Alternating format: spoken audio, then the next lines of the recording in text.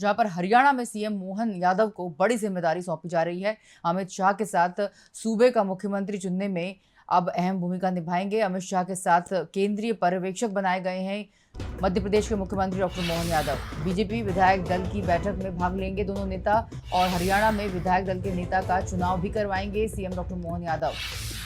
आपको बता दें, सीएम डॉक्टर मोहन यादव ने हरियाणा में प्रचार किया था।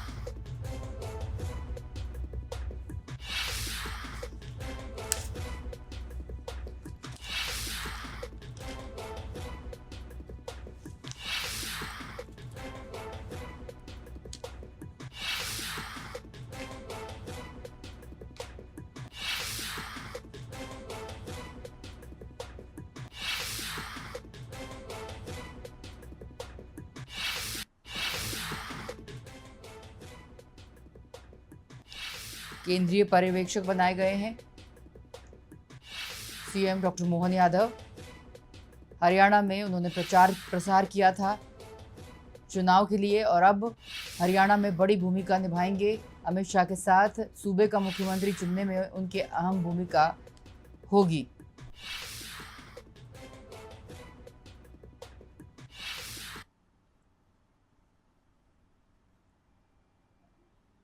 चलिए, हमारे साथ इस खबर पर ब्यूरो चीफ धर्मेंद्र सिंह जुड़ गए, उनसे और अधिक अपडेट लेंगे।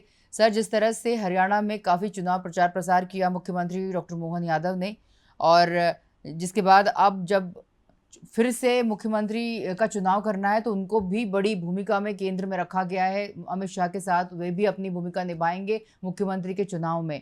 तो सर, किस तरह का उनका एक अहम जो रोल रहेगा अमित शाह के साथ, कैसे वो अपनी भूमिका के साथ जस्टिफाई कर पाएंगे? देखिए, अभी हाल में ही हरियाणा और जम्मू कश्मीर में विधानसभा चुनाव हुए हैं और हरियाणा में बीजेपी को स्पष्ट बहुमत मिली है। हरियाणा में जबकि एग्जिट पोल और जो पिछले काफी दिनों से कहा जा रहा था कि हरियाणा में बीजेपी की सरकार नहीं आएगी, एग्जिट पोल में भी सभी जो जितने भी न्यूज चैनल हैं उन्होंने बीजेपी की सरकार को नकार दिया था और ये स्पष्ट रूप से बता दिया था कि हरियाणा में अब कांग्रेस की सरकार बनने जा रही है। लेकिन जब चुनाव मतगणना हुई तो नतीजे बिल्कुल उलट आए और बीजेपी को वहां 48 सीटें हासिल हुई, जबकि कांग्रेस को केवल 37 सीटें हासिल हुई हैं। आपको बता दूं कि हरियाणा में बीजेपी ने तीसरी बार हैट्रिक लगाई है और ये आजादी के बाद से पहली ऐसी पार्टी बन गई है जिसने तीसरी बार हैट्रिक लगाई है और सरकार बनाने जा रही है। बीजेपी 3 बार की अगर बात करें तो 3 बार में 2 बार मनोहर लाल खट्टर मुख्यमंत्री रहे और बड़े ही सफल मुख्यमंत्री रहे।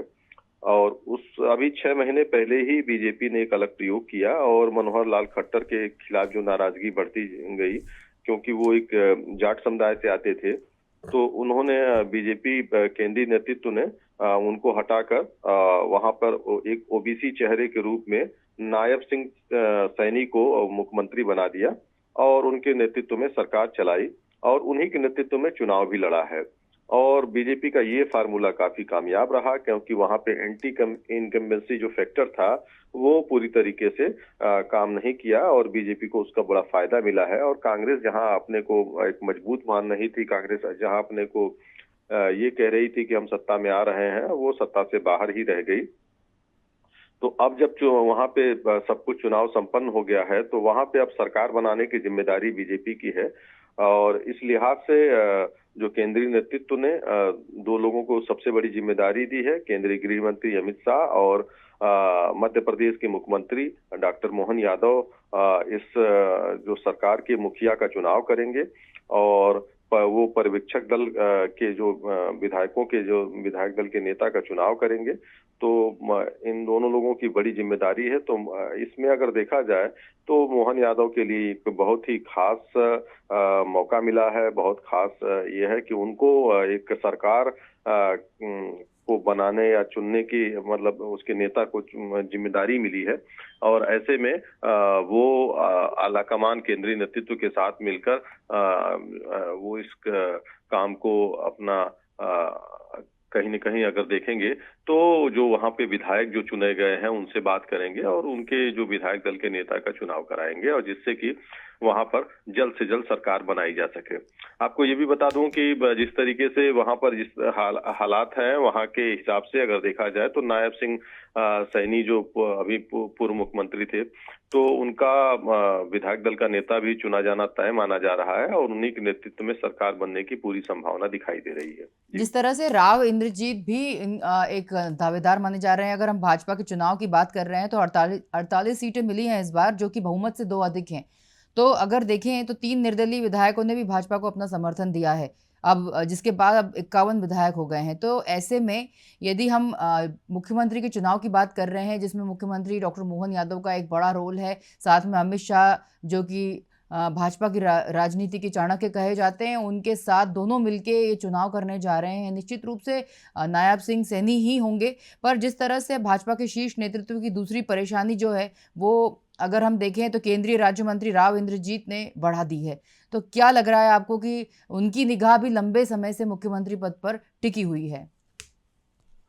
बिल्कुल ठीक कहा आपने कि उनकी निगाह लंबे समय से टिकी हुई है, लेकिन जो विधायक दल के नेता चुने जाने की जो प्रक्रिया है, इसके माध्यम से ही जो नेता चुना जाता है उसे ही मुख्यमंत्री के रूप में शपथ दिलाई जाएगी, क्योंकि बीजेपी की यही प्रक्रिया रही है। पहले से ही निर्धारित रूप से नहीं होता है कि हम किसी को मुख्यमंत्री का कैंडिडेट घोषित कर देते हैं और फिर बाद में जब पार्टी चुनाव जीतती है तो हम उसे ही मुख्यमंत्री बनाते हैं। तो बीजेपी की ये जो है कहीं न कहीं इससे अलग एक लोकतांत्रिक प्रक्रिया का पालन करती है और इसीलिए यहाँ पर जितने सारे विधायक हैं तो ये अमित शाह और आप डॉक्टर मोहन यादव दोनों मिलकर वहां पर विधायक दल का बैठक कराएंगे। बैठक में ही ये तय किया जाएगा कि विधायक दल का नेता कौन है और जो उसमें जो नाम आएंगे तो उस नाम में ही जो सारे विधायक हैं अपना जैसा समर्थन देंगे। तो उसमें से सबसे ज्यादा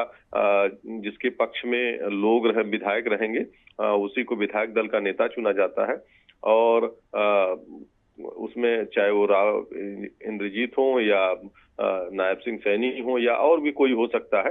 लेकिन सबसे बड़ी बात यह है कि विधायक भी ये देखते हैं कि जिसके नेतृत्व में हम जीत के आए हैं वही हमारा नेता चुने जाने का अधिकारी भी है। तो ऐसे में इन दोनों ही बड़े नेताओं की बड़ी जिम्मेदारी है कि वहां पर निष्पक्ष रूप से विधायक दल का नेता चुना जाए और वहां पर जल्द से जल्द सरकार का गठन किया जाए। जी, निश्चित रूप से साहब, बहुत शुक्रिया इस खबर पर जुड़ने के लिए। बता दें हम, ऐसी पहली बार होगा जब अमित शाह किसी राज्य में पर्यवेक्षक बनकर पहुंच रहे हैं और यह पहला राज्य कोई और नहीं बल्कि दिल्ली से सटा हरियाणा है, जहां पर हाल ही में विधानसभा चुनाव के चुनाव संपन्न हुए हैं। भाजपा के राज्य में पूर्ण बहुमत के साथ हरियाणा में तीसरी बार सरकार बनी है और ऐसे में सीएम डॉक्टर मोहन यादव को बड़ी जिम्मेदारी दी गई है। अमित शाह के साथ सूबे का मुख्यमंत्री चुनने में अहम भूमिका निभाएंगे मध्य प्रदेश के मुख्यमंत्री डॉक्टर मोहन यादव।